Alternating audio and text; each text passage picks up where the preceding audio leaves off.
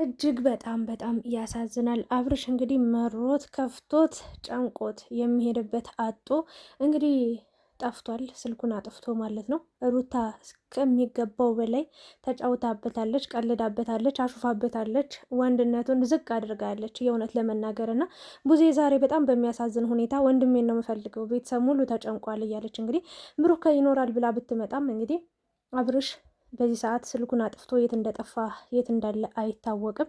እና ቡዜም እያለቀሰች ትገኛለች። በጣም አሳዛኝ ሁኔታ ተፈጥሯል። እንግዲህ ጓደኞቹ በዙሪያው ያሉ ሰዎች ለእሱ የሚጠቅሙ የማይጠቅሙም ሰዎች ነበሩ። እንግዲህ ለአብርሽ መጎዳት፣ ለአብርሽ መከፋት፣ ለአብርሽ መጥፋት ምክንያቱ አቤልና ብሩክ እንዲሁም ደግሞ ሄርሜላ እንደሆኑም ሀሳብ እየተሰጠ ይገኛል። በሌላ በኩል ደግሞ ሩታም ከባዱን ድርሻ እንደምትወስድም እየተነገረ ይገኛል። በአጭሩ አብርሽ የት ነው? እንዴትስ ሊጠፋ ቻለ? ሩታስ በዚህ ልክ እንዴት ልትጨክንበት ቻለች? እንዴትስ ይህን ያህል በዚህ ልክ እንዲጎዳ፣ በዚህ ልክ እንዲሰበር፣ በዚህ ልክ ወንድነቱን ዝቅ የሚያደርግ ክብሩን የሚያሳጣ ነገር እንዴት ልታደርግ ቻለች? ሄርሜላስ በዚህ ሰዓት እንዴት ሲከፋ ከጎንህ አለው፣ እኔ አንተ ምንም እንድትሆንብኝ አልፈልግም፣ ምንም እንዲያጋጥም አልፈልግም፣ ደስታን ብቻ ነው የምፈልገው ስትል የነበረች ሴት ዛሬ ላይ እንዲህ ተከፍቶ እንዲህ አንገቱን ደፍቶ እንዲህ መድረሻ አጦ የሚሄድበት አጦ ተቀመጠበት ሁኔታ እንዴት አልደረሰችለትም? እንዴት አላየችውም? እንዴት አልጠየቀችውም? የሚለው ነገር እንግዲህ በጣም አነጋጋሪ ሆኗል። በመጀመሪያ እንዴት ናችሁ የተወደዳችሁ ቻናሌ ቤተሰቦች? የአብርሽና የሩታ ህይወት፣ የአብርሽና የሩታ ትዳር፣ የአብርሽና ሩታ ፍቅር እንደዚህ ይሆናል ብለን አላሰብንም፣ አልጠበቅንም። አንዳንዴ እኔ በፊት ነግሬያችኋለሁ። በጣም አብርሽም ይቀልዳል፣ ሩታም በህይወቷ በትዳራቸው በጣም ያሾፋሉ፣ ይቀልዳሉ። ሟርት በቃ ያልተፈጠረውን ተፈጠረ። በጣም ውሸት ይበዛዋል። በአጭሩ በቃ ሩታና አብርሽ የሚሰሩት ቪዲዮ በጣም ውሸት የበዛበት ነገር ነው። እና ምን ብዬ ነበረ መሰላችሁ? አንድ ቀን የውሸት እየኖራችሁ የእውነት አንድ ቀን የሆነ ችግር ያጋጥማችሁና ወደማይመለስ ችግር ውስጥ ትገባላችሁ ብዬ እግዚአብሔር ምስክሬን ተናግሬ ነበረ። እና አብዛኛውን ቪዲዮቻቸው ቀልድ ናቸው፣ ጨዋታ ናቸው። ተመልካች ይጨነቃል፣ ያዝናል፣ ይተክዛል፣ በጣም ይከፋል። ነገር ግን እነሱ ምንም አይመስላቸውም ነበር። እነሱ መፖሰቱን ቪዲዮ መታየቱን ነበረ ሲያዩ የነበረው። እና እኔ አንድ ቀን ተው ይሄ ነገር የምር ይሆንና አልኩኝ። ሄርሜላ ከመጣች በኋላ ነው። በእርግጥ ሁሉ ነገር ውሸት ሊሆን ይችላል፣ ሁሉ ነገር ለማስመሰል፣ ሁሉ ነገር በእልህ የተነሳ ወይ ደግሞ በእልህ የተጀመረ ነገር ሊሆን ይችላል። ግን የሆነ ቀን ደግሞ እንዲህ የምታሟርቱት ሟርት የእውነት የሆንባችሁና አንገታችሁን ትደፋላችሁ፣ ወደማይመለስ ችግር ውስጥ ትገባላችሁ ብዬ ደጋግሜ ተናግሬያለሁና ያ ነገር ነው ሆኖ ያየሁትኝና በጣም ያሳዝናል። በነገራችን ላይ ማለት ነውና ብር አላጡም፣ ገንዘብ አላጡም። ህይወታቸው በጣም የተንደላቀቀ የቅንጦት ህይወት፣ የቅንጦት ኑሮ ነው የሚኖሩት። አይታችሁ ከሆነ በየቀኑ የተለያየ ልብስ፣ የተለያየ ጫማ አድርገው ነው የሚመጡት፣ የተለያየ ፀጉር ስታይል አድርገው ነው የሚመጡት። እና ይሄ ብዙ ብር ወጦበት ነው ከጥጋብ በላይ ማለት ከምግባቸው በላይ አልፎ ለሚበሉት ነገር፣ ለሚረግጡት፣ ለሚለብሱት ነገር የሚጨነቁ ሰዎች ናቸው። ታዲያ ይሄ ሁሉ ንብረት እያለ እግዚአብሔር ይመስገን እድሜ ለማዳም ቅመሞች፣ ይሄ ሁሉ ንብረት፣ ይሄ ሁሉ ገንዘብ እያለ የቅንጦት ህይወት የተንደላቀቀ ቤት ውስጥ ማንም ሀብታም ኢትዮጵያ ውስጥ ሊኖረው የማይችለውን ህይወት በዩቲዩብ ባገኙት ገንዘብ እንግዲህ በጣም ደስ የሚል ኑሮን ህይወትን እየኖሩ ነው ያሉት። እና ታዲያ ምን ጎላችሁ ነው በዚህ ልክ ሰይጣን የምትጠሩት? ቤታችሁ ውስጥ ጭቅጭቅ፣ ሰላማችሁን የምታጡት ለምንድን ነው? ፈጣሪያችሁን እያመሰገናችሁ ጠዋት ማታም በቃ ስላደረክልን እናመሰግናለን እያላችሁ ለምን በሰላም አትኖሩም? የፈለጋችሁትን ሁሉ ከበቂ በላይ ሰጧችኋል። ግን እሱ የሰጣችሁንም እሱም የሆነ ቀን መንጠቅ ይችላል ብዬ 100% ነግሬያችሁ ነበረ። እና እኔን የሚሰማኝ አጥቼ ያ ሁሉ ነገር ተፈጥሯልና አሁን ደግሞ ሩታ በጣም በቀለኛ ናት። በጣም ውስጧ የማይታወቅ እግዚአብሔርን እምላችሁ እኔ ሩታን በጣም እስከ ጥግ ድረስ አውቃታለሁ፣ አምናታለሁ። በቃ አላ አይደለ ለፍቅር ዝቅ የምትል ለፍቅር ስትል ዋጋ የምትከፍል ለፍቅር ስትል ብዙ መስዋዕትነትን የምታሳልፍ ብዙ ነገሮችን ችላ ጠንካራ ሆና በቃ እናትነትን በደንብ የምታሳየን ለእኛ ለሴቶች ጥንካሬን፣ ብርታትን የት ጀምራ የት እንደምትደርስ ምን አይነት ኑሮን ምን አይነት ህይወትን በምን አይነት መንገድ መሄድ መቀጠል እንዳለባት በቃ አላደል ችግር ሲመጣ ችግሩን ተጋፍጣ እንዴት ያን ችግር አልፋ በቃ የሆነ ከፍታ ላይ የሆነ ስኬት ላይ መድረስ እንደምትችል ለእኛ ለሴቶች ጥንካሬ ለእኛ ለሴቶች ብርታትን የምትሰጥ ሴት ነች ብዬ ነበር። ግን ዙራ ለባሏ ያልሆነች ይቅርታ አድርጉልኝና ለማንም አትሆንም። ይቅርታ ይህንን ነገር ስነግራችሁ አብርሽ አጥፍቷል። አዎ አጥፍቷል። እስከ ጥግ ድረስ ሀገር ጉድ ያስባለ በቃ ብዙ ነገር ተሰርቷል። ግን ያ ነገር ደግሞ አብርሽ አብሯት አደረ፣ አብሯት የሆነ ነገር አረገ ምናምን ማለትም አይደለም።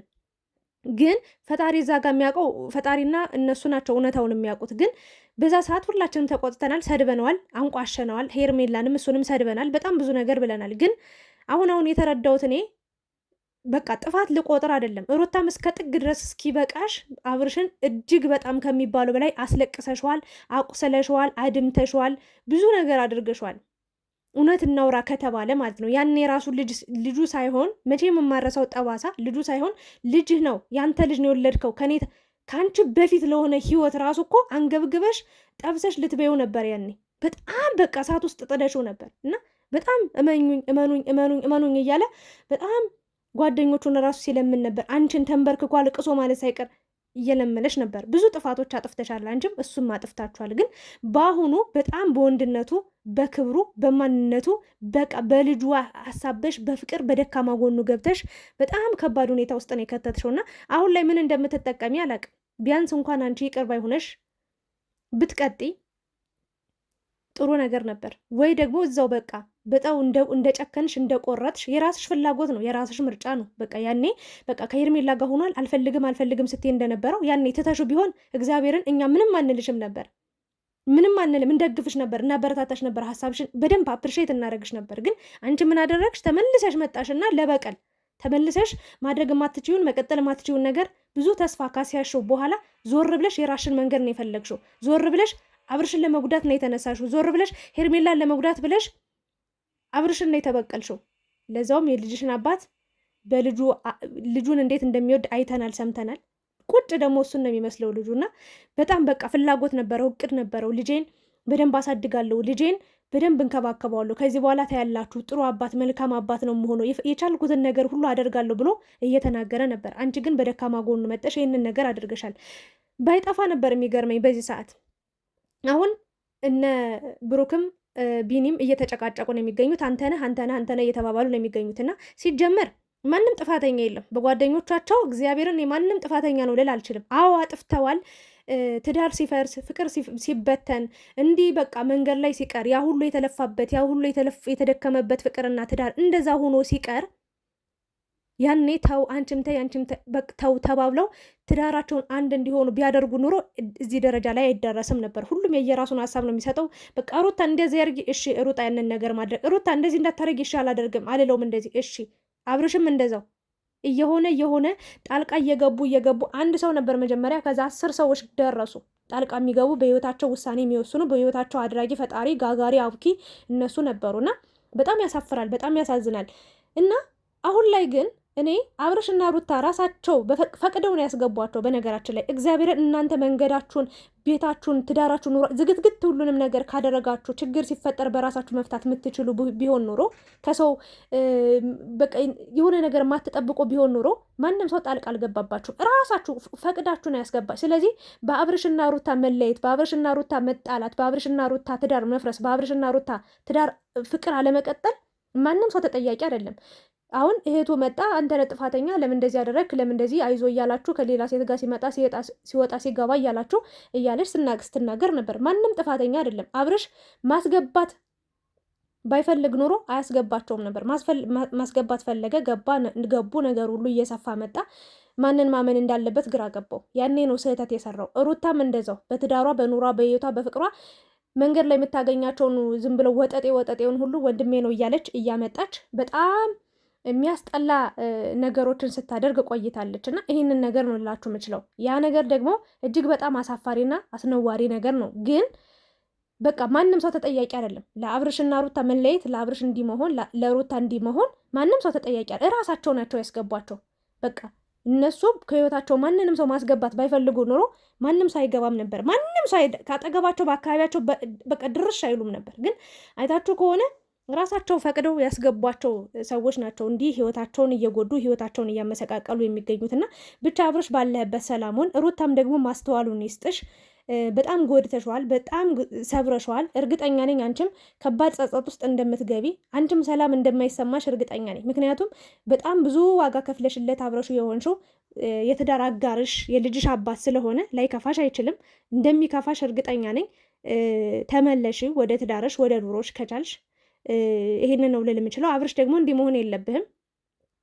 ድሮም እኮ የከበቡ ሰዎች በሙሉ አሁን ላይ ማንም የለውም። በነገራችን ላይ እህቱ ወንድሜ የት ሄደ የት ገባ ብላ ጠፋ ብላ ልትፈልገው መጣች። ሌሎቹ ግን ግድም አይሰጣቸው። ለምን እንጦሮጦስ አይገባም? ምንም ግድም አይሰጣቸውም። እና ለሰው ብለህ ይህን ያህል ዋጋ አትክፈል። ለሰው ብለህ እንደዚህ አንገትህን አትድፋ፣ አትዘን፣ አትተክዝ። ሁሉም ያልፋል። ሁሉም በቃ ይሄ ከባድ ችግር ነው እየተጋፈጥክ ያለው፣ ግን ደግሞ ሁሉም ነገር እንደሚያልፍ አምነ ተቀብለ ጠንካራ መሆን ነው እንጂ ያለብህ። በዚህ ልክ ደካማ መሆን የለብህም። በዚህ ልክ ጠፍተ ያልሆነ ነገር ውስጥ መግባት የለብህም። እናትህ አባትህ በጣም ያስደሰትካቸው ባለ ጊዜ ያለውላቸው ያልካቸው ያልታውካቸው ያረሳቸው እናትህም አባትህም አሉልህ። ስለዚህ እነሱን ነው ማየት ያለብህ። ከእነሱ ጋር ቀጥል፣ ህይወትን ኑር። በቃ ገና ወጣት ነህ፣ ገና ልጅ ነህ። በጣም ብዙ ህልም፣ ብዙ እቅዶች ይኖሩሃል። ስለዚህ ያንን ነገር ደግሞ ማሳካት የምትችለው አንተ ጠንካራው ነህ በራስህ በኑሮ በህይወትህ ስትቀጥል ነው። እና ዋናው ነገር እንዲህ ጭንቀት ውስጥ ገብተህ ራስን መጉዳት የለብህም። ባለህበት ብቻ ፈጣሪ ጠብቅ ብዬ ነው እኔ መልካም ነገር የምመኝልህ። ጓደኞቹም ያው የእናንተ ጥፋት አይደለም፣ የምሬ ነው። የሄርሜላም ጥፋት አይደለም። ምክንያቱም አብርሽ ነው ያስገባቸው። ሩታም የራሷ ሰዎች እሷ ነው ያስገባቻቸው። ማንም ተጠያቂ ሊሆን አይችልም። እና ይህንን ነው ልል የምችለው። ብቻ አብርሽን ባለበት እግዚአብሔር እንዲጠብቀው በጸሎታችሁ በዱዓችሁ አግዙት። አይዞ እንበለው። ወንድማችን ተከፍቷል፣ አንገቱን ደፍቷል፣ በጣም አልቅሷል፣ ከፍቶታል የእውነት ለመናገር እና በጣም አስቸጋሪ ጊዜ እያሳለፈ ነው። ቀላል አይደለም ይሄን ነገር ማሳለፍ፣ ይሄን ነገር መስማት፣ ይሄንን ነገር እንደ አንድ ወንድ ልጅ እግዚአብሔርን ነው የምላችሁ። በጣም ብዙ ነገር አለ።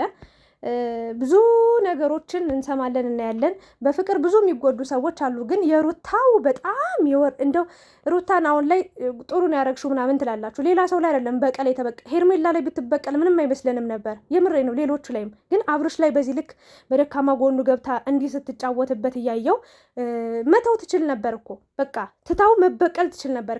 እስከ መጨረሻው በቃ አልፈልግም ብላ ብትተወው ጥሩ ነገር ነበር። አሁን ላይ ግን ሁሉን ነገር ካሳየችው ሁሉን ነገር እንትን ካጓጓችሁ በኋላ እንደዚህ አይነት ነገር የሚያስጠላና የወረደ ነገር ነው። ይሄ ደግሞ ትክክል አይደለም ብዬ ነው የማስበው እንደኔ። ይሄ ነው ያለው ነገር። እናንተም ሀሳብ አስተያየት ስጡበት። ስለነበረን ቆይታ አመሰግናለሁ። ወዳችኋለሁ። ክፉ አይንካ ባለህበት አብርሽ። ሩታም ልቦና ይስጥሽ። ይህንን ነው ልል የምችለው።